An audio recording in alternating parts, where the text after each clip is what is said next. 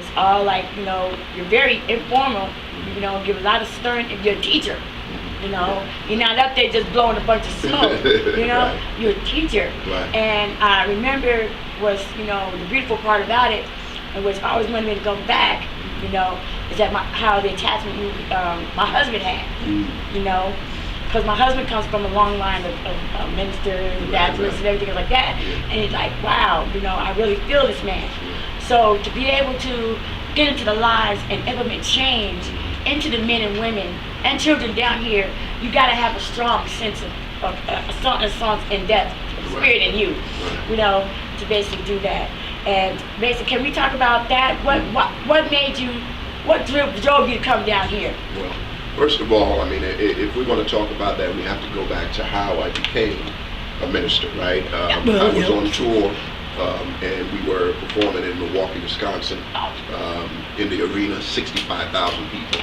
I got off stage that night, went to my room, and prayed to God from nowhere, out of the blue. God, if I want to lose my soul, take it away, right? Because it was so exciting but so scary at the same time.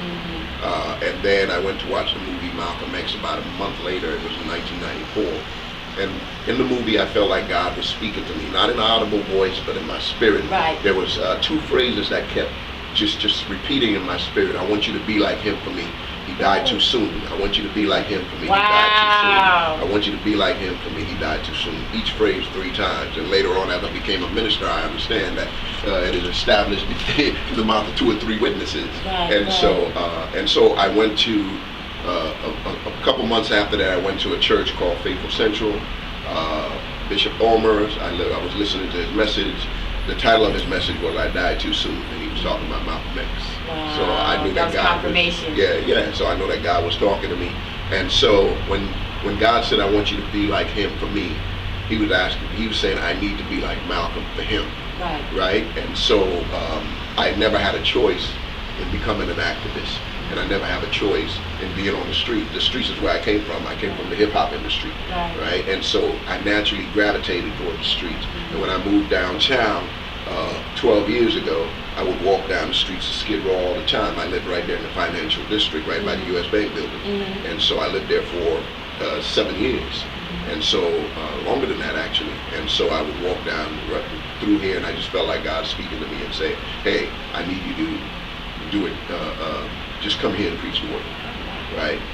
And don't just come here and do a outreach. Right. Come here and preach the word. Yeah, I want you to stay here. I want you to treat the people not like you're coming to do something for them, but that you're coming to be with them." Right. And so that's how the Church Without Walls started. At first, we would just stand in a circle, kind of like hip hop. I call it the cipher, and just do whatever. And I preach the word, and people would stand there for an hour, listen to the word. And we did that for like 7 years straight. Oh, right. Yeah, we didn't get like chairs or anything like that. So, and then we have people who are from Skid Row. We have people who live in tents. We have people who live in SROs, single residency occupancy for those who don't know. And then, of course, we have people that comes from even all the way from Orange County. We have people that's been coming from Orange County for like 5 years straight. Wow. Friday night in traffic. Yes. Heavy commitment, but the commitment doesn't come from me. I'm not the one who tries to force people to be committed. My job, I feel, is to really get people to fall in love with the one who loves them. Right. And then he'll tell them what they need to do. Exactly. That is so true, because like I said, the few times that I have been to your church, you more or less was comfortable, for me to say behind the scenes, But when it was time for you to get behind that pulpit, boy, I don't know, whoa, it was like, boom, there it is. But, your interaction was like, you were more or less observant on how the people are being treated, how the guests are treating the people, and that's I commend you on. Thank you. For real. People think that, he's standoffish. No, you're making sure that the people are being taken care of. Yeah, absolutely. You have a fantastic praise and worship team. Yes. I enjoyed that. Yeah. Let me see. Wow, all these notes that I took down, but basically, let me say it like this. First of all, hi, First Lady. What's your lovely wife's name? Jessica Jamawi. Jessica. Hi, Jessica. How you doing, girl? Can you say the last name? I'm good with that. Yeah, Jessica. Hey. Yes. Oh wow, we talked a lot about off camera. Yes. You know, but it's just so how quickly, you know, you're such a roundabout man. You just summed up everything. In 15 minutes, you know. Yes. But Make it happen. yeah. Let me see. But okay, what are your, you know, we talked about, okay, it's hot in the community of the Lord. Mm-hmm. Okay. Since, you know, people are going to be seeing this on YouTube and everything else like that, is there anything that you can basically give advice or recommend for those that want to come down to the community, doing that it's the hot months, what to bring and what could they bring? Water, more water than the food? Yeah, you know, I think water, hygiene kits, fruits, right? Things that are healthy for people, that keep them hydrated, keep the electrolytes going. Gatorade, for those who can drink it. Of course, some people have health issues, so you know, but vitamin water, things like that's really good for people, really to stay hydrated in the summer. Okay, thank you. See, because you know, I speak a lot about, you know, how, because I get off work and I just see the aftermath of that night. Right. You know, I see the boxes, I see the trash, I see the food that they get thrown away. Right. You know what I mean? Right. So that's always been something that, like, man, I wish that we could, you know, change that or see that be changed. Yeah. You know, I commend yourself, you know, and Tiffany Rose, you know, for how she goes about doing her thing, decent order with the fruits and the vegetables, you know, and the water. And yourself too, you know, the same thing, you know, healthy, you know, and then also too, you know, you clean up behind yourself. Yeah. You know, don't just come down to the community and just leave your trash. Well, partly it's because Skid Row is our community, right? Right. So if it's not your community, I'm reminded. I used to go to Thailand because we planted a church in Thailand before, and planted a church in Culver City. So we've done some church planting. But I used to go to Thailand like once a year. I've been there like 7 times. And one of the things, I met with some leaders from Bangladesh, leaders from the house church in China, leaders from Thailand, leaders from Africa, leaders from India.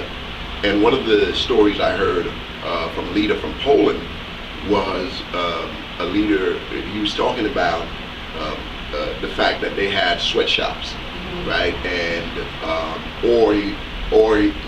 he was talking about 2 things: the sweatshop, and then he was talking about girls who would come to the city from the hill country.